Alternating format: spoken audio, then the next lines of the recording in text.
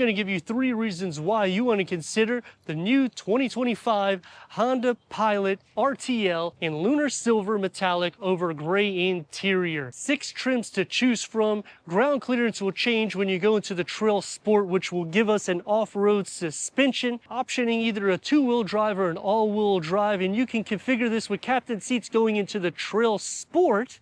But in any trim, you can remove the center seat, so it basically gives you captain seats. I'm Anthony from Hawkeye Rides. I'm going to go over some pros and cons so we can reveal those 3 reasons why you want to consider this. We're going to compare it against the competition so that way you can see the highlights that the Pilot brings. Up front is going to have LED headlights and daytime runnings. The chrome is going to go inside it.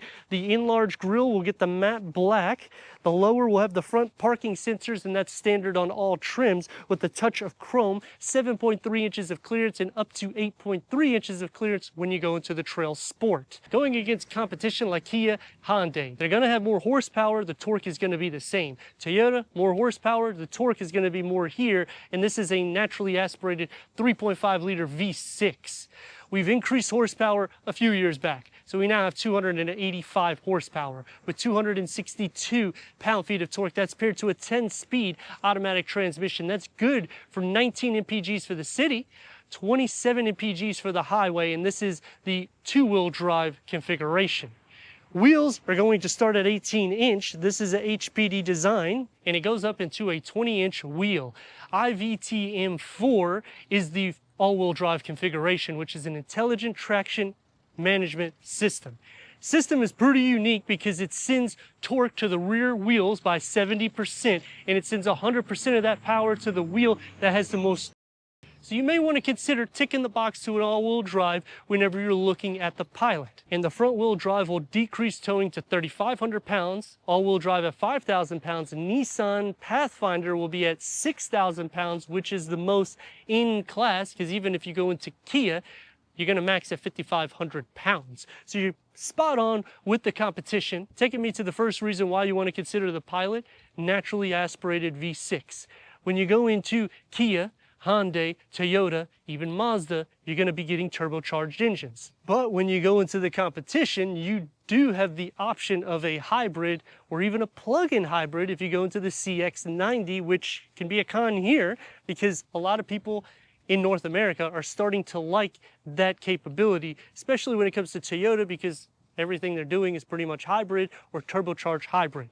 The rear gets standard LED taillights. The spare tire will be tucked underneath with the reverse camera, Honda sensing, which includes the frontal collision, the rear cross traffic, lane departure, lane keep assist, blind spot monitoring. If you want a 360-degree reverse camera, you go into the Touring, the Elite, and the Black Edition with a unibody construction, and you may want to consider cross-shopping with the new Passport. It's going to be the same platform, but you're going to have the standard all-wheel drive. You have a little bit better in the technology, but when you're going this route, you get a standard third row capabilities, and it's one of the best in class with head and leg room for the third row. Power liftgate, 18.6 cubic feet of storage. And that's behind the third row with a 12-volt charger. You get a storage tub. Underneath the floor gets a ton of storage because you can remove that center seat to make them more or less captain seats, and you can fit it here. You can also adjust this around, and look how quick and easy it is. I did that with one hand, so now you can put wet objects. Split fold the third row to get 48.5 cubic feet of storage, which is 4.5 cubic feet more than the Passport, but you will have to go into the back in order to split fold the third row. So you just pull the lever here. It's going to fold down at a 40-20-40 split to maximize cargo to 87 cubic feet of storage, which is nearly 3 cubic feet more than the Passport. Key fob to the Honda Pilot. 10-way power seat adjustment for the driver, 4-way power seat adjustment for the passenger, heated front seats, leather wrapped seats, memory for the driver.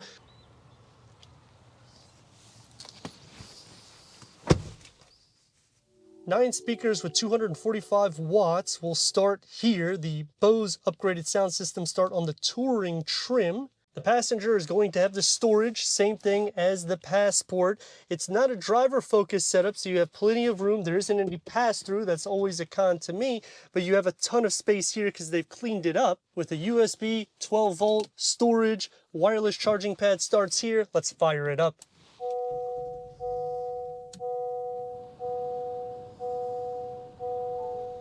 Heads-up display will be on the Elite and Black Edition. Auto dimming rear view mirror starts here. LED interior lights. The panel moonroof starts on the Trail Sport, and 7-passenger configuration is only on the Trail Sport. Leather wrap steering wheel. If you want it to be heated, you got to go into the Elite and the Black Edition. It's multi-function. Paddle shift, 7-inch. That can go through an array of different content for the driver. The 10.2 starts on the Elite and the Black Edition. 9-inch infotainment screen is going to be here with Apple CarPlay, Android Auto, Sirius XM, AM, FM, streaming Bluetooth audio. Cabin talk starts on this trim. Honda Link, put it into reverse. You get a reverse camera with trajectory that expands. Click onto this little menu here and you can change the different camera layouts.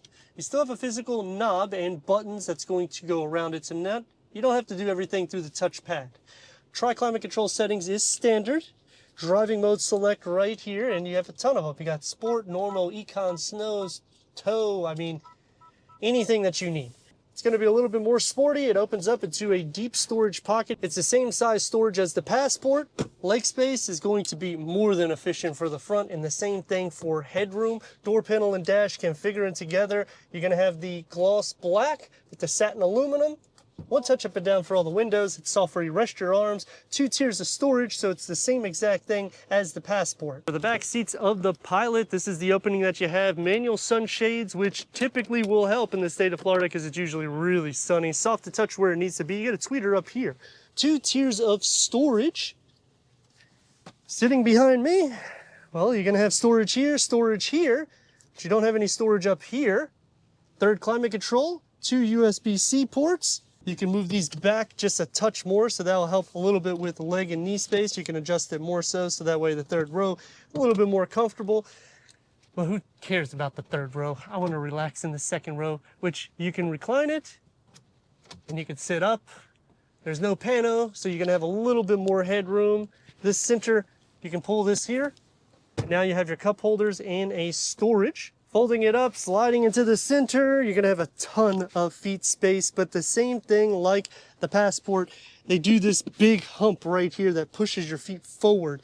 And these seats, my knees are just kind of hanging off, especially in the center. It's a little bit better on the edges, but I would say the captain seats are just a touch more comfortable. Headroom is more than enough. But the nice thing about this is if you don't want to go the route to get captain seats, pull the tab here, then pull the tab that's right here. That will eject it so you can move it forward and ultimately pull it out. But this does weigh over 25 pounds. And now with it removed, plenty of room.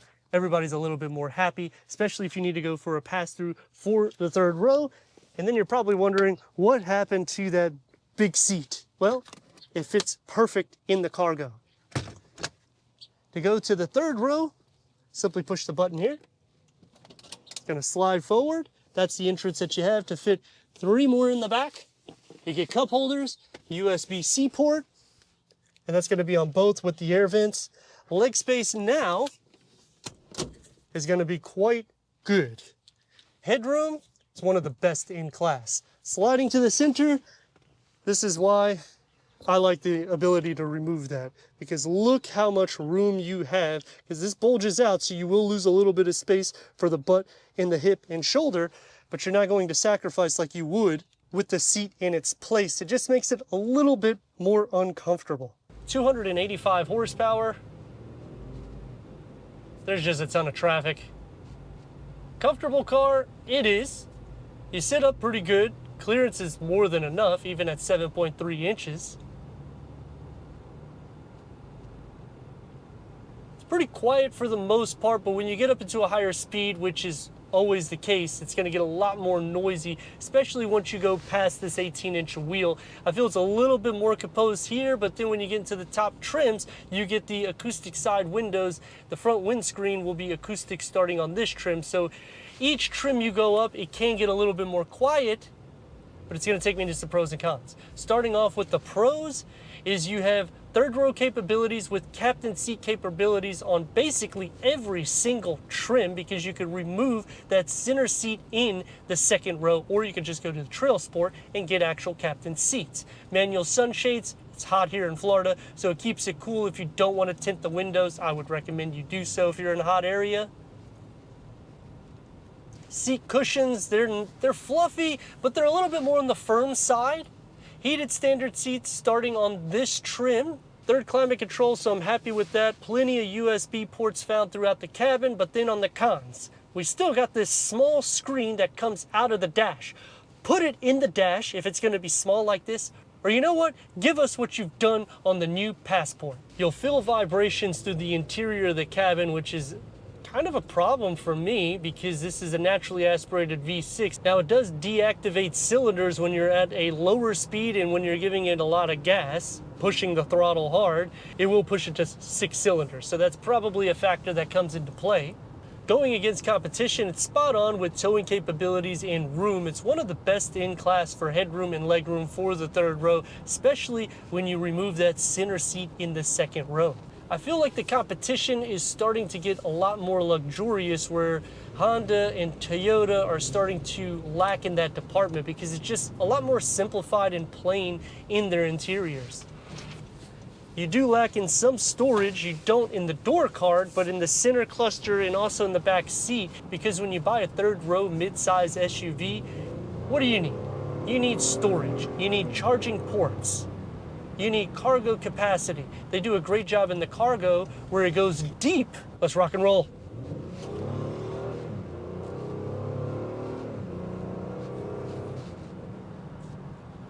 It doesn't feel overly heavy when you mash the gas, so that's a good thing for the everyday, because if you're in a pinch, you need to move in and out of traffic, you can do so. There's not going to be any hesitation like a turbo, because it's a naturally aspirated V6. That's one huge pro when it comes to competition, because everybody is going into these turbo 4s, and when you pair them with a large vehicle like this, I know that they've engineered it so it should be better, but still, my mind is thinking how small that engine is and how big that vehicle is. As for braking, it's good. So you could stop on a dime. Taking me to the second reason why you may want to consider this is how versatile the interior is, but then on the con to that, it's just not as quiet as I would like. And some of the materials could be a little bit more premium because you're going to be taking this on a long journey, and I don't want to be tired and exhausted because where I'm resting my arms. Taking me to the last reason why you want to consider this is because the interior room that you have is more so than pretty much everybody in class for the width and the leg space. So for an everyday family vehicle, it's definitely going to tick the box, but let me know your thoughts in the comments. And if you're new to the channel, consider subscribing. Check this next video out right here. And I'd like to thank our friends here at Ocean Honda for giving us this 2025 Honda Pilot